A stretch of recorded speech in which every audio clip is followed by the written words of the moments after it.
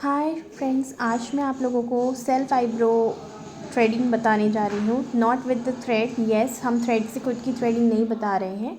मैं आपको बताऊँगी दो तरह से थ्रेडिंग, एक एपिलेटर से और एक आईब्रोज को बनाएंगे हम फेशियल रेज़र से। ओके, सबसे पहले हम अपने फेस को क्लींस करके उस पर जेल लगाएंगे और जेल लगाने के बाद एक ब्रश से आईब्रो के एक्स्ट्रा हेयर को अपवर्ड डायरेक्शन में शेप करके उसे ट्रिम करेंगे। जितने भी एक्स्ट्रा बाल आपको लग रहे हैं कि बड़े हैं, ये इसके लिए आईब्रो की स्पेशल सीज़र आती है, उसी से करेंगे शेप। नेक्स्ट हम आईब्रो को आउटलाइन करेंगे। थोड़ा सा एक्स्ट्रा हेयर को छोड़ के ही आउटलाइन कीजिएगा, जिससे कि हमें एक मार्जिन मिल जाए कि हमें इसके बाहर ही रहना है, इस लाइन के अंदर नहीं जाना है।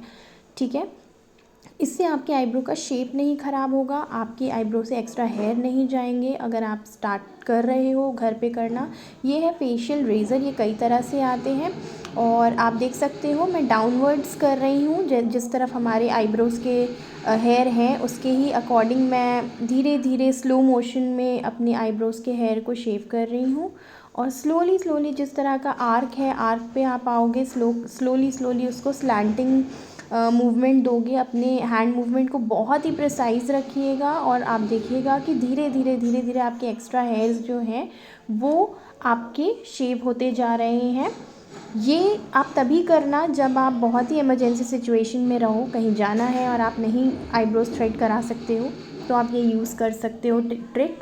एंड सेंटर के हेयर करने के बाद मैं अपने नोज़ के पार्ट पे भी कर रही हूँ, क्योंकि जब हम थ्रेडिंग कराते हैं तो हमारे हेयर काफ़ी आगे तक ग्रो होने लग जाते हैं। तो जहाँ तक आपको एक्स्ट्रास दिख रहे हो आप कर सकते हो।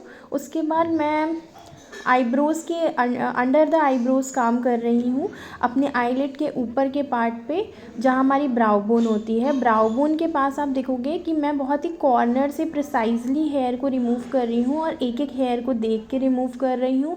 प्लीज़ यहाँ पे आप लोग बहुत केयरफुल रहना, स्किन को अच्छे से टाइट रखना। अगर आप स्किन लूज़ रखोगे तो स्किन पे ब्रूजेस आ सकते हैं, डेंट आ सकता है।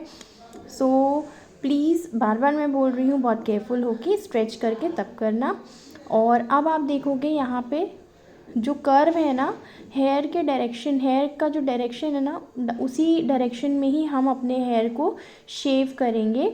और मुझे हेल्प मिली है, मैंने आउटलाइन किया है उससे। सो देखो, आप बहुत छोटे छोटे स्ट्रोक से मैं डाउनवर्ड्स अपने हेयर को ट्रिम कर रही हूँ आईब्रोज़ के। और धीरे धीरे आपकी आईब्रोज़ को एक शेप मिल जाता है। अब मुझे दिख रहा है मेरी लाइन के बाहर थोड़े थोड़े हेयर हैं, जिनको मैं बहुत ही प्रिसाइजली एक एक हेयर को मार्क करके डाउनवर्ड्स डायरेक्शन में अपने जो रेज़र है उसको ग्लाइड कर रही हूँ। ग्लाइडिंग के लिए मैंने आपको पहले ही बताया था कि मैंने थोड़ा सा जेल लगाया था। और अब मैं एक फ्रेश वाइप से अपनी आईब्रोज़ के एक्स्ट्रा हेयर को क्लीन करूँगी और जहाँ पे भी मुझे लग रहा है फिनिशिंग की रिक्वायरमेंट है, वहाँ पे मैं हल्का सा फिनिशिंग दे दूँगी। And see here the look is, मेरी जितने एक्स्ट्रा हेयर थे वो एटलीस्ट चले गए हैं। और जहाँ पे मुझे अभी भी लग रहा है कि थोड़ा सा एक दो बाल आ रहा है, अगर मैं उसे निकाल सकती हूँ तभी निकालूंगी। अगर आपको लग रहा है कि नहीं ये रिस्क है, तो प्लीज़ अपनी आईब्रोज़ को ख़राब मत करिएगा। जहाँ तक आपको कॉन्फिडेंस हो आप वहीं तक अपना काम करिएगा। एंड अब आप देख सकते हो कि मेरे आईब्रोज़ से काफ़ी सारे एक्स्ट्रा हेयर निकल चुके हैं। और जहाँ पे मुझे उस आउटलाइन के बाहर थोड़ा सा और हेयर लग रहा था, जो शायद कैमरे में नहीं आ रहा है, बट उसे भी मैं डाउनवर्ड डायरेक्शन में क्लीन कर रही हूँ।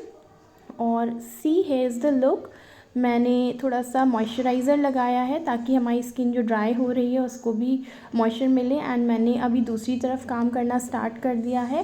दोस्तों, ये प्रॉब्लम आ सकती है आपको कि एक तरफ हाथ अच्छा चलता है, दूसरी तरफ उतना सेट नहीं होता, तो उसके लिए आपको प्रैक्टिस की ज़रूरत होगी।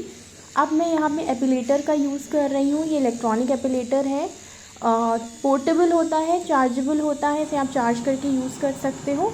एंड इसमें एक माइक्रो ब्लेड्स होते हैं जिसको आप हेयर के ऑपोजिट डायरेक्शन में वर्क करता है ये, इसे आप सर्कुलर मोशन में भी कर सकते हो। ये टोटली सेफ़ है, इसमें आपको सिर्फ फेस क्लीन करना है, कोई भी जेल का एप्लीकेशन नहीं करना है और इसे डायरेक्ट यूज़ करना है under the eyebrow and upward direction में। जितना भी हमारे आईब्रोज़ के ऊपर के बाल हैं और आईब्रोज़ के नीचे ब्राउ बोन्स पे बाल हैं उन सबको आप क्लीन कर सकते हो। सेंटर में जितने हेयर हैं उन्हें भी आप क्लीन करोगे। एंड सी आईलिड के ऊपर भी कई बार बाल आ जाते हैं, ग्रोथ हो जाती है, तो आप वहाँ पे भी अच्छे से उसे क्लीन करोगे। एंड सी इसको ओपन करेंगे जब ऊपर का ब्लेड, तो वहाँ पे आप देखोगे कि वहाँ पे आपको हेयर छोटे छोटे से कलेक्टेड दिखेंगे और